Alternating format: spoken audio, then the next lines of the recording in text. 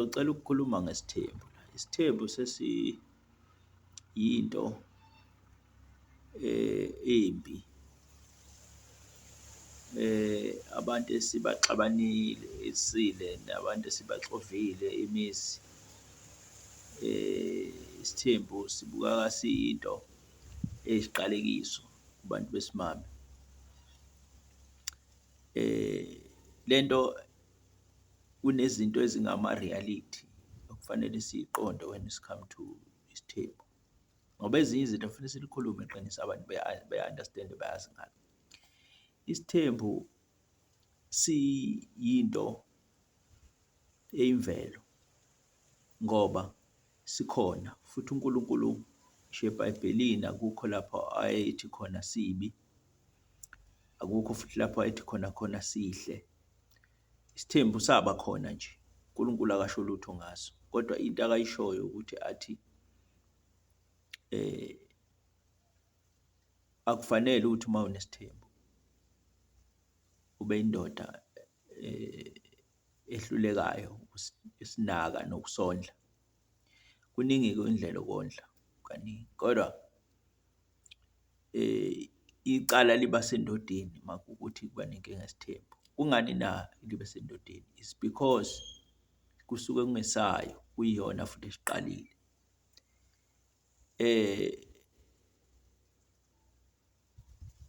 Angike ngibeke kanje kubantu abangasifundi. Isithembu njengoba usibona ngazuthi sibi vele, futhi isithembu sihle futhi. Ngizoke ngibeke-ke ngikhombise ukuthi isithembu ukuze senzeke asibizwa sayikhandekela ngoba uNkulunkulu futhi sekufikile ukuthi sibe khona. So isithembu, umuntu wesithembu uyazalwa nje umuntu ozoba nesithembu ekhaya emndenini. Mawuzele iy'ngane zakho nje, kukhona ingane ephuma nesithembu. Njengamawele nje, kube nengane ethile ezala amawele ekhaya. Le nto le ufuzo kahle kahle, isemthanjeni yabantu. Kuyenzeka-ke nje ukubona umuntu odaliwe nje ongenaso isithembu at all. Most of the time abantu ababulala ukuthi ubona isithembu bengasifuni nje, abantu bethi le nto iyabheda. Yingoba abantu basukeleke ngoba nakhu e-afforda, enemali, eqonywa, ngoba phela imali, uma unemali uba nayo yonke into. Bese bona ukuthi sengathi yena angathatha isithembu anqwabelane abantu besimame la,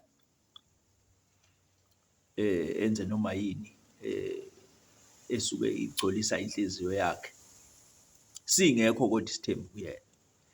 Lowo muntu-ke loyo vele uzokhanda ukufa, uzobulala ikhaya. Isithembu ingakho kuthiwa siyalibulala ikhaya. Lowo muntu owenze njalo usuke ezolibulala ikhaya ngoba uyena osithandayo kodwa asikho kuye. Kuyingozi-ke ukuthi uthande into ingekho kuwena, uthande ugcobo lungekho kuwe, uthande isikhundla. Kufana nokuthanda nje ikhundla ukuthi ufuna ukuba phezulu, ube isikhundla, ube yinto ethile, kodwa ngokuthi nje ufuna ukuba ikhansela kodwa ubukhansela bungekho kuwe. Ufuna ukuhola abantu kodwa kungekho kuwe. Ufuna ukuba umfundisi kodwa ubufundisi bungekho kuwe. Kuyafana nesithembu ngoba yonke le nto le idala ukufa. Ngisho kuthiwa esesontweni, kuyafiwa esontweni, kubulawa umuntu, lifa isonto, libulawa umuntu ogcotshiwe. So nekhaya kukunjalo. So umuntu futhi onesithembu sendalo asimhluphi isithembu sakhe, asidingi ngisho umuthi, asifune kukhandwa. Siyamhlonipha nje ngoba ulimi lwakhe nomlomo wakhe uthi uma ekhulume usuke le nto enesibusiso saleyo nto, ngisho ekhuluma nje uyazi ukuthi le indoda le ekhulumayo manje nonke niyayilalela futhi nonke niyayizwa, iyizwakala nje, iyahlonipheka.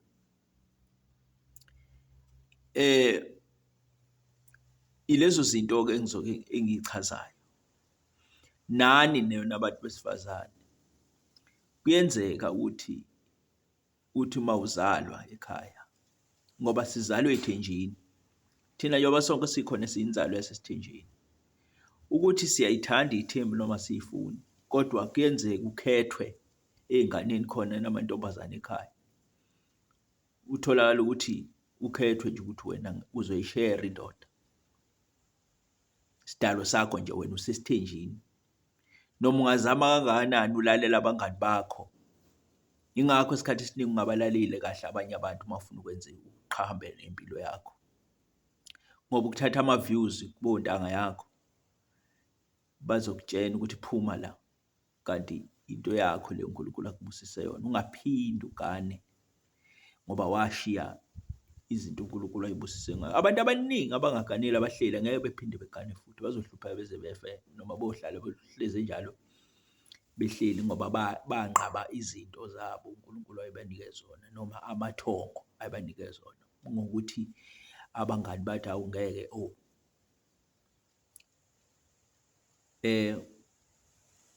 izinto-ke ey'ningi eziyimvelo kaNkulunkulu y'bulawa yithi ngezinto ezingama-supernatural. Omunye umuntu ufica insizwa iqonywa. Most of the time labantu abaqonywayo laba baba ney'ntombi ey'ningi, most of the time abanye babo banaso isithembu.